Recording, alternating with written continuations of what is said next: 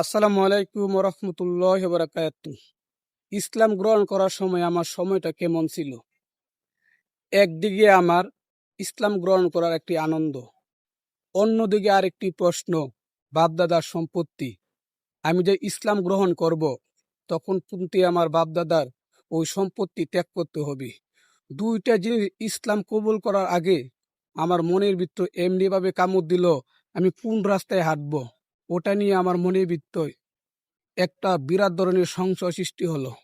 যখন আমি চক্ষু দুইটা সাথে সাথে বন্ধ করলাম, বন্ধ করার পর আমি একটু নিজেকে খেয়াল করলাম যে হ্যাঁ, চক্ষু দুটি বন্ধ করার সাথে সাথে অন্ধকার, আমি কোনো কিছু দেখতে পাচ্ছি না।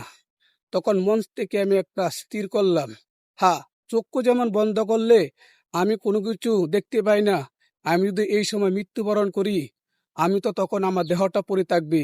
তখন তো আমার এই যে সম্পদের মায়া করতাছি যে আমি সম্পদ পাবো বাপির, সেই সম্পদ পাবো কিনা, যে মায়া করতাছি সেই সম্পদ তো আমার কোনো কাজে আসবে না।